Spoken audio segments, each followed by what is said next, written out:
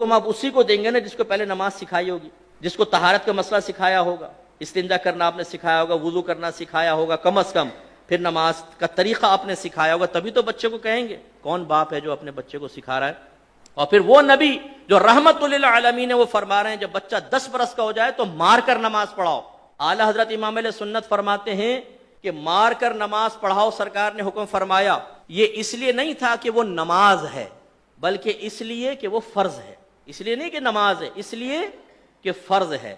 جب فرض اصل ہوا تو اس کا مطلب یہ ہوا کہ روزہ بھی چونکہ فرض ہے، اس لیے باپ پر واجب ہے کہ جب 10 برس کا بچہ ہو جائے اور روزے کی طاقت رکھتا ہو تو سختی کے ساتھ اس کو روزہ رکھوائے، اور اگر 10 برس میں باپ سختی نہیں کرے گا نماز اور روزے کے بارے میں تو وہ گناہگار ہوگا، مکروہ تحریمی کرے گا۔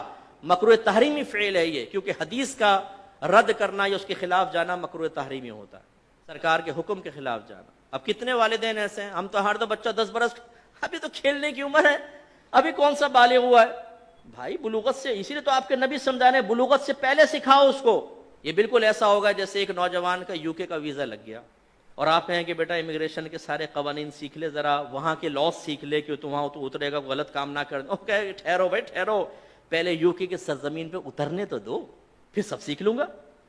تو آپ کیا کہیں گے؟ اتر کے کوئی غلطی کرے گا واپس بھیج دیں گے، بے وقوف آدمی، ابھی سے سیکھ یہاں پر آئلٹس وغیرہ کر، لینگویج آج کل بہت ضروری ہے، اور سارے قوانین۔ لہٰذا اگر کوئی نسوار رکھ کے پچکاریاں مارتا ہے نا یہاں پر، یا نظر بچا کر لیندر پان کی بڑی سی پیک پھینک کر پورا رنگ کر دیتا ہے جہاں رنگ کرنے کی کوئی حاجت بھی نہیں ہوتی، یہ بھی جب دبئی جائے گا تو سارے لاس سیکھ کر جائے گا۔ وہاں کبھی ایسے نہیں ہوگا کہ ایئرپورٹ پر اتر کے کسٹم شیڈ کے ساتھ ہی پچکاری مارے بولے کیف حالک، سارا سیکھ کے جائے گا۔ وہاں کیسے تمیز آ گئی بھائی؟ کیوں پہلے آپ نے سیکھا؟ اس لیے کہ مصیبت سے پہلے اس کی پروٹیکشن، اس کے تمام معاملات سیکھنے چاہیے۔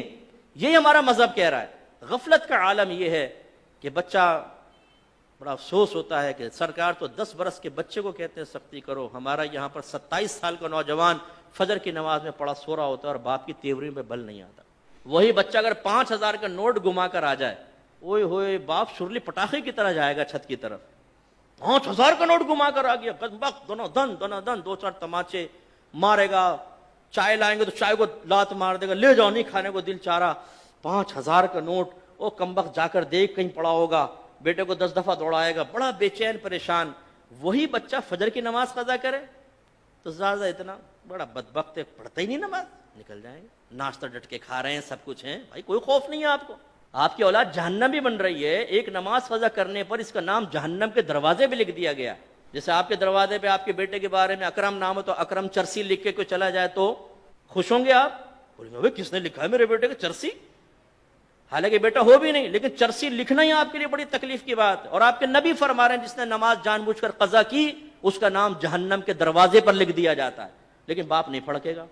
چرسی پہ پھڑک گیا، وہاں جہنمیوں میں نام لکھا گیا، اولاد کو کوئی پرواہ نہیں ہے۔ بیوی پڑی سو رہی ہے، خر خر خراٹے لے رہی ہے ساری رات میں، تھک گئی ہوں جی میں، اس لیے فجر کی نماز نہیں پڑھ رہی، کوئی تیوری میں بل نہیں آتے، بھائی اٹھو نماز پڑھو، گھر میں بے برکتی اور نحوست ہوگی۔ تو معذرت کے ساتھ کتنے ہم میں ایسے بیٹھے ہوں گے کہ جنہوں نے کئی مہینے سے فجر کی نماز نہیں پڑھی ہو؟